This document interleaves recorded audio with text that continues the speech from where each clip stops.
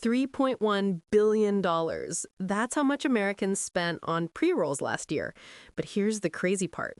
Nearly half of that money went to just one type of product. Infused pre-rolls.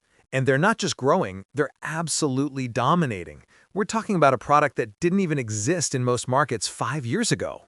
Today, we're breaking down the numbers, the brands, and the consumer behavior that's turning infused pre-rolls into the hottest category in cannabis. I'm Derek Martinez. And I'm Maya Chen. This is Cannabis Uncovered. Okay, Derek, let's start with the headline number. $1.75 billion in infused pre-roll sales. How did we get here? It's wild, right? So here's the thing.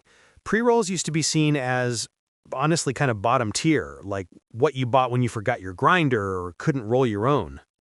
The gas station hot dog of cannabis. Exactly. But then brands started infusing them with concentrates, distillate, live resin, rosin, and suddenly you've got products hitting 35, 40, even 45% THC. And consumers noticed. In 2019, infused pre-rolls had about 34% market share. By mid-2024, 44.4%. That's a 10-point jump in 5 years. In market terms, that's seismic. But what really blows my mind is the growth rate. Infused pre-roll unit sales grew almost 24% year over year. Traditional pre-rolls, only 13.5%. And that's not cannibalization, that's category expansion. The whole market is growing, but infused products are capturing all the momentum. So break down the consumer psychology here. Why are people willing to pay double or triple for an infused product? 2 words, potency and experience. Your average traditional pre-roll sits around 18 to 22% THC. An infused pre-roll, we're talking 30 to 45%. And they're not just paying a little more. Traditional pre-rolls average $6.44 per gram. Infused, $8.27. That's a 28% premium. But the brands? Jeter's averaging $24.62 per item. Strizzy's at $21.79, and they're maintaining 34 to 41% profit margins at those prices. Let's talk about who is driving this market. The data here is fascinating. Millennials, hands down, they're 45% of all pre-roll purchases, $104 million in sales, ages 28 to 43. Peak earning years, established cannabis consumers, comfortable with premium products. And what's interesting is Gen X is number 2 at 24%. These aren't just young people. You've got experienced, middle-aged consumers who've been using cannabis for decades, willing to pay for quality.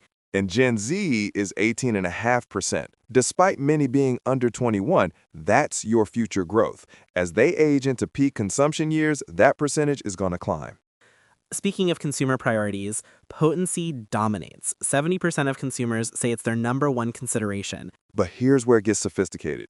52% of infused product buyers specifically care about concentrate type. They know the difference between distillate and live resin and rosin.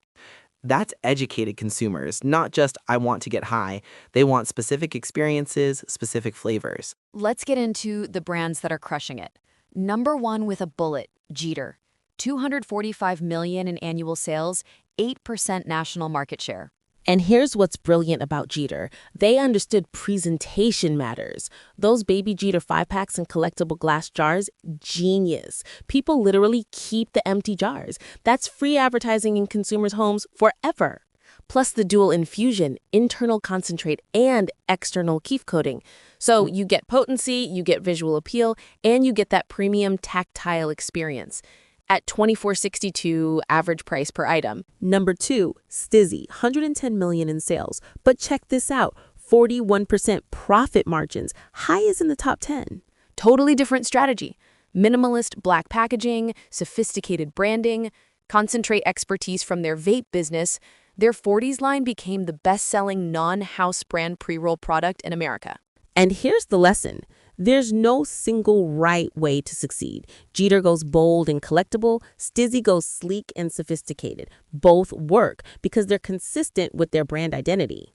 We need to talk about geography because cannabis is still a state-by-state market.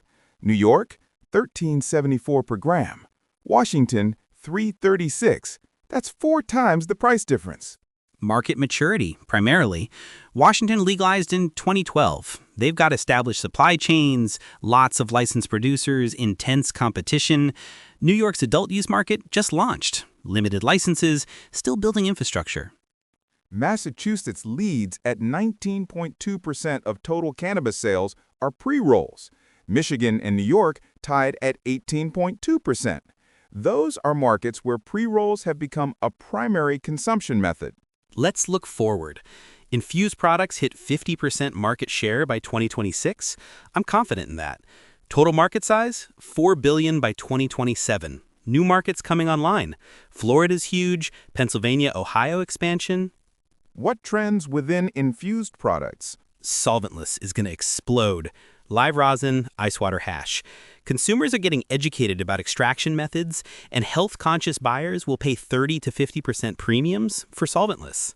All right, let's wrap with our key takeaways. What do our listeners absolutely need to remember? Number 1, infused pre-rolls are not a trend. They're category transformation. $1.75 billion in sales, 44% market share, 24% growth. This is the future of pre-rolls. Number 2, consumers are sophisticated. They know potency, they know concentrate types, they're willing to pay premiums for quality and consistency. Number 3, there are multiple paths to success. Premium, like Jeter, and Stizzy, or volume, like Dragonfly. But you have to commit to your positioning. Number 4, geography matters. Market maturity, pricing, consumer preferences, everything varies state by state. Your strategy needs to adapt. And number 5, packaging is strategic, not cosmetic. It preserves your product, communicates your brand, and influences purchase decisions. If you're a cannabis brand, an investor, or just fascinated by this industry, infused pre-rolls are where the action is. Thanks for watching Cannabis Uncovered. I'm Derek Martinez. And I'm Maya Chen. See